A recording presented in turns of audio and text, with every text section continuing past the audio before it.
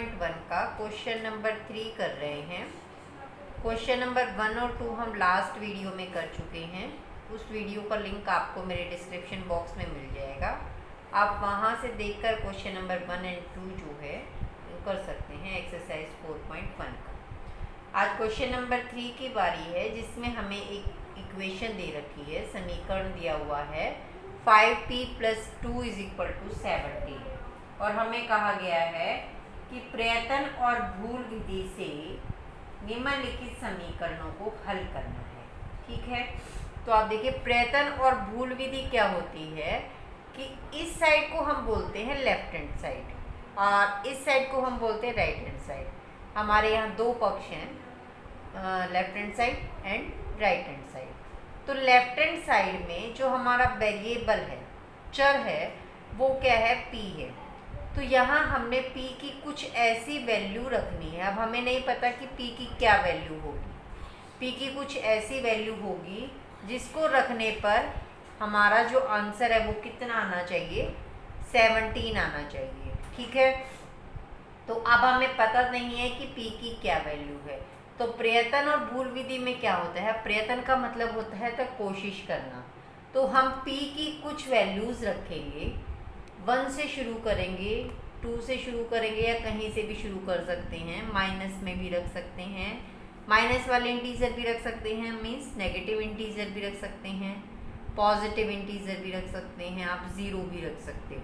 ठीक है, लेकिन आप देखेंगे कि हमारा जो राइट हैंड साइड पे जो नंबर है वो पॉजिटिव है।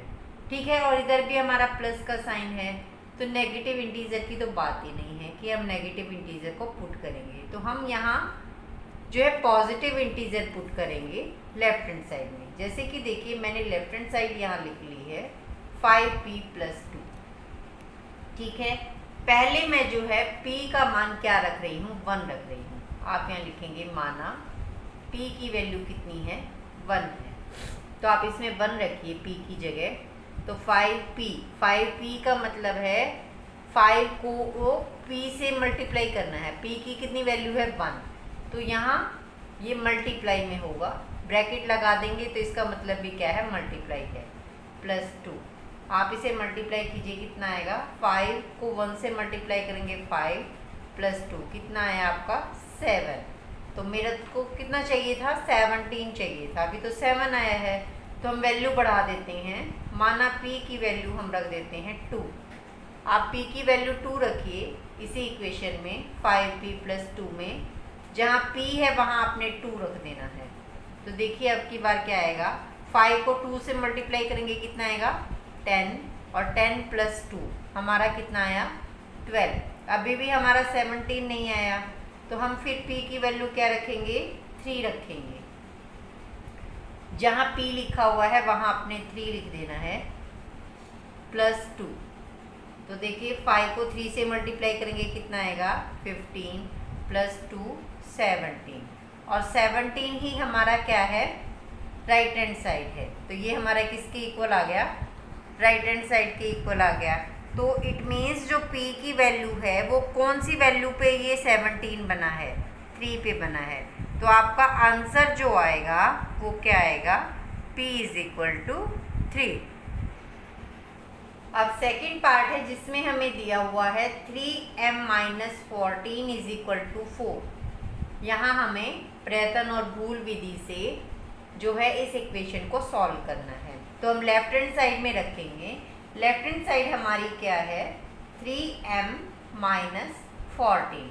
अब आप यहाँ एक बार थोड़ा सा हम ध्यान देंगे कि राइट हैंड साइड जो है वो हमारी पॉजिटिव इंटीजर है। 4 जो है वो कोई साइन नहीं लगा हुआ, प्लस का है, मीन्स पॉजिटिव इंटीजर है।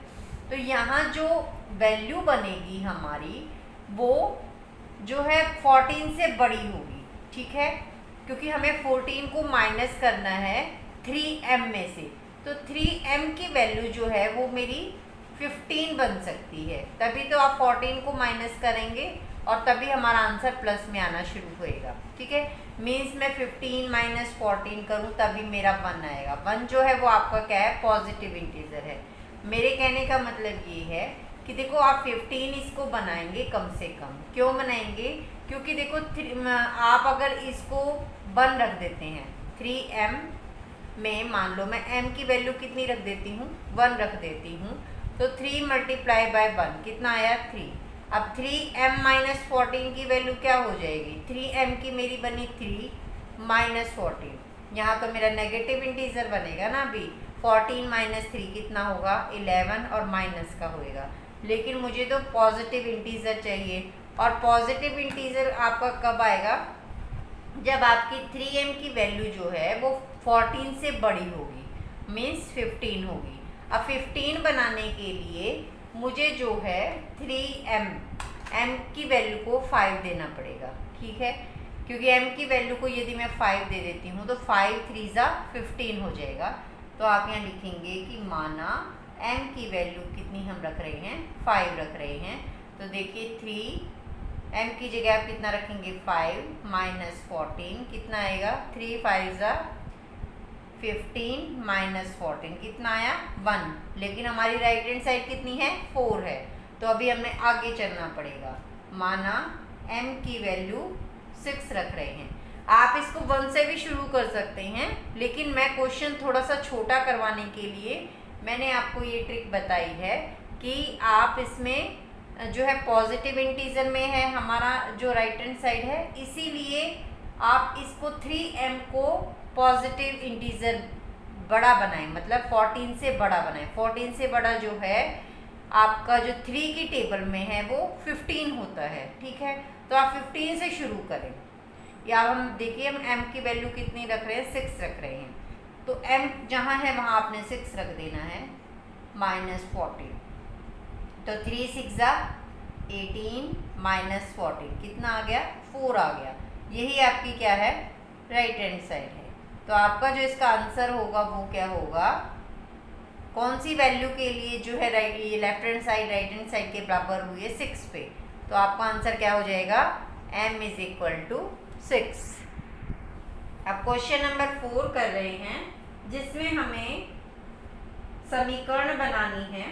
कुछ हमें जो है स्टेटमेंट दे रखी है, कथन दे रखा है और कहा गया है कि इसको जो है आप समीकरण के रूप में लिखिए, इक्वेशन के रूप में हमें लिखना है।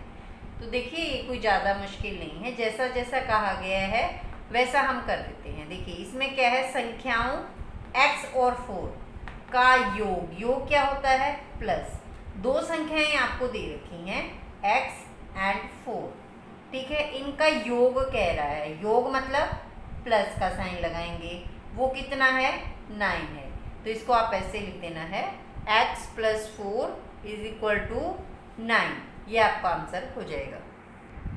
अब सेकंड पार्ट है फोर्थ क्वेश्चन का, जिसमें हमें कहा गया है कि y में से 2 घटाने पर, देखिए y मैंने आगे लिखा, इसमें से कितना घटा दिया 2, तो जो प्राप्त होता है उसे हम इक्वल से उधर लिखेंगे। कह रहा है y में से 2 घटाने पर 8 प्राप्त होते हैं, तो 8 को आप राइट हैंड साइड पे लिखेंगे और इधर आपको क्या करना है y में से 2 को माइनस करना है, तो y माइनस 2 आप कर देंगे।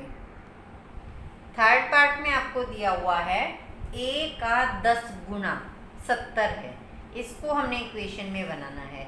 अब गुना जब आपका आ जाता है तो उसमें हम मल्टीप्लाई करते हैं, तो देखिए लेफ्ट हैंड साइड पे आप क्या करेंगे a मल्टीप्लाई 10, a का 10 गुना, इसको आप इस तरह लिखेंगे, कितना है वो 70 है, 70 को आप राइट हैंड साइड पे लिखेंगे, लेकिन मल्टीप्लाई में आप इसको थोड़ा सा सॉल्व करके लिखेंगे। इसमें पहले जो है 10 लिखा जाएगा, उसके बाद a लिखा जाएगा, ठीक है, कांस्टेंट को पहले लिखते हैं, वेरिएबल को बाद में लिखते हैं, इज इक्वल टू 17। इसके बीच में आपको मल्टीप्लाई का साइन लगाने की जरूरत नहीं है, मल्टीप्लाई का साइन जो है इसमें नहीं लगाते, क्योंकि मल्टीप्लाई का अपने आप ही अंडरस्टूड होता है कि कांस्टेंट और वेरिएबल के बीच में अगर कोई साइन नहीं है तो इट मीन्स वो मल्टीप्लाई में है।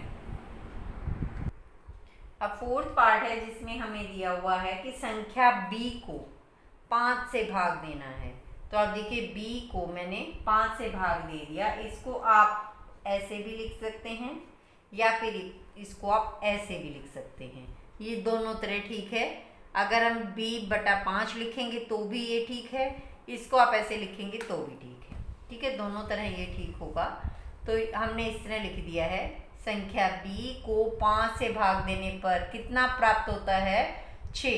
तो जो 6 लिखा जाएगा, 6 जो आपका लिखा जाएगा वो किधर लिखा जाएगा? आपका राइट हैंड साइड पर लिखा जाएगा। फिफ्थ पार्ट में हमें कहा गया है कि t का 3/4, ठीक है, जहाँ का लग जाता है वहाँ भी क्या होता है?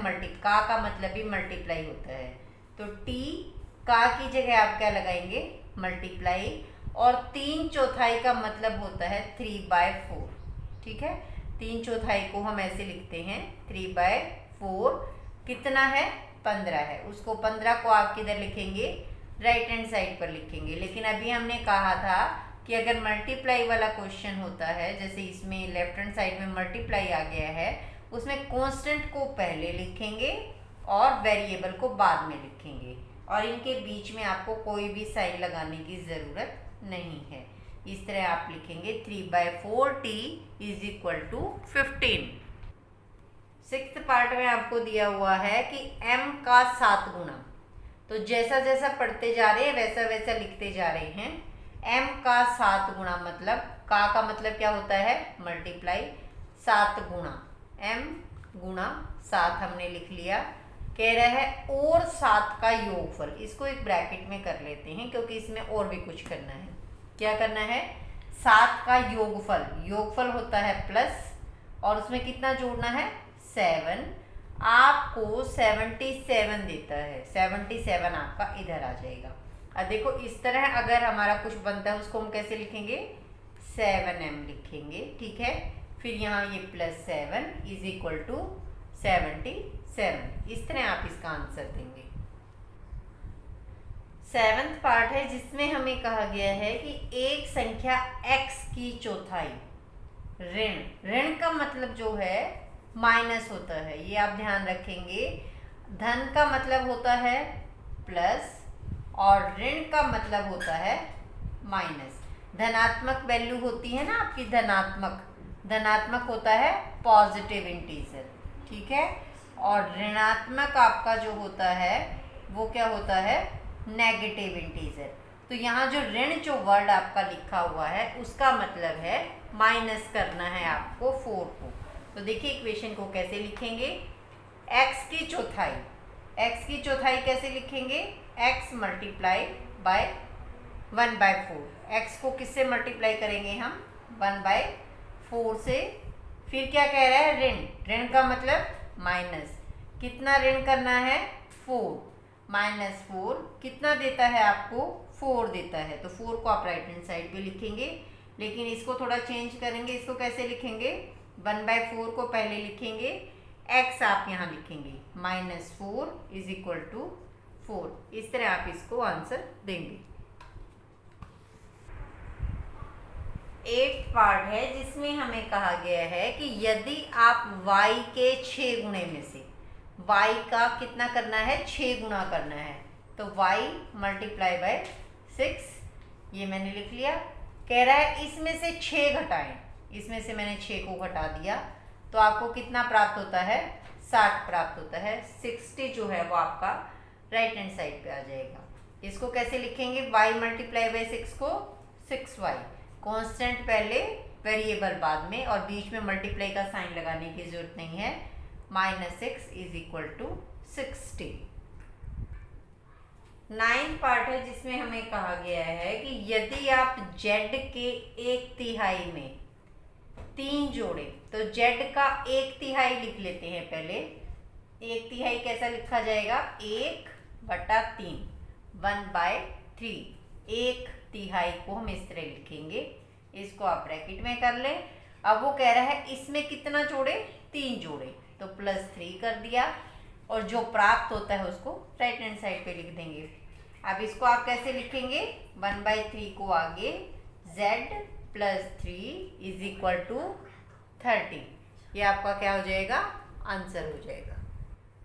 अब 5th क्वेश्चन है जिसमें हमें जो है समीकरण दी हुई है। अभी 4th क्वेश्चन में हमें कैसे किया हुआ था? एक स्टेटमेंट दे रखी थी और उसको हमने इक्वेशन में चेंज किया था, समीकरण में चेंज किया था। 5th क्वेश्चन में इसका उल्टा करना है। आपको एक इक्वेशन दे रखी है, समीकरण दिया हुआ है, और आपको इसको कथन के रूप में लिखना है।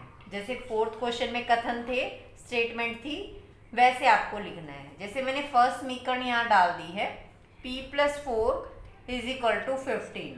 तो देखिए यहाँ क्या है, प्लस है।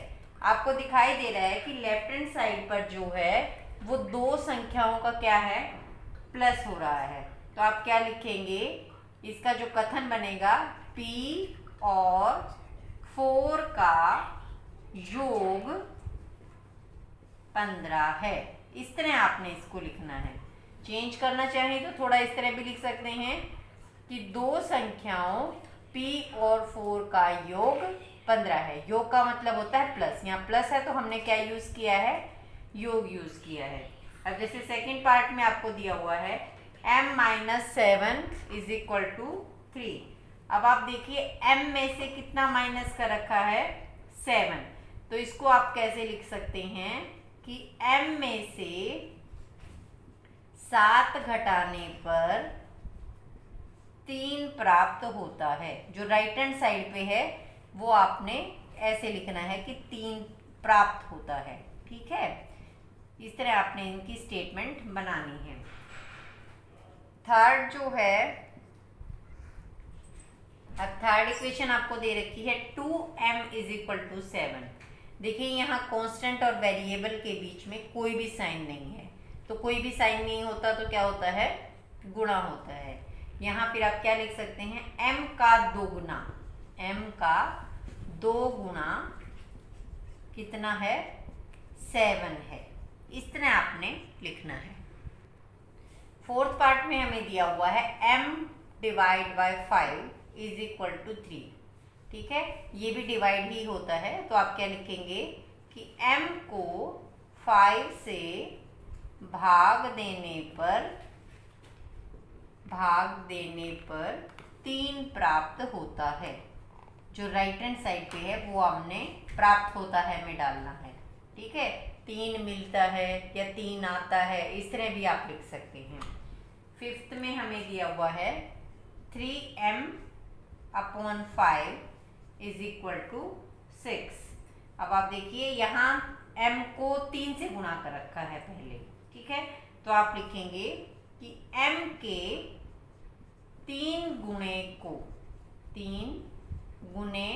को ये हमने 3m के लिए लिख दिया, फिर 5 से भाग कर रखा है तो आप क्या लिखेंगे, m के 3 गुणे को 5 से भाग देने पर 6 आता है या 6 प्राप्त होता है। कुछ भी आप लिख सकते हैं। अब सिक्स्थ इक्वेशन है, उसमें हमें दिया हुआ है 3p + 4 = 25। अब आप देखिए यहाँ p को 3 से मल्टीप्लाई किया गया है, तो पहले हम ये लिखेंगे कि p के 3 गुणे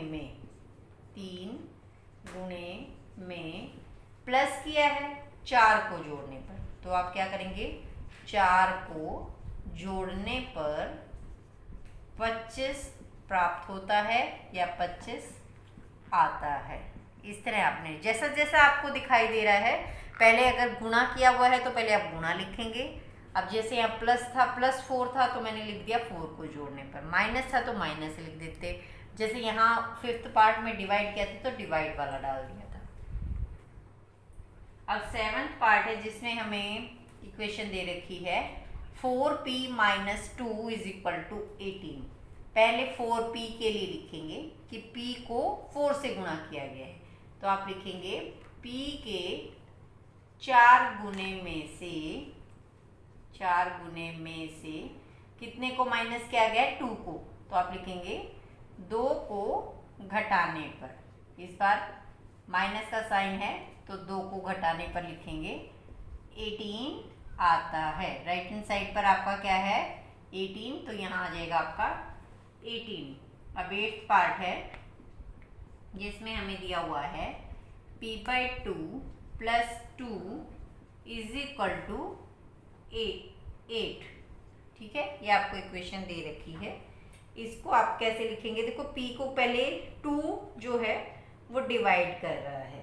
ठीक है, तो आप इसको लिखेंगे कि p को 2 से भाग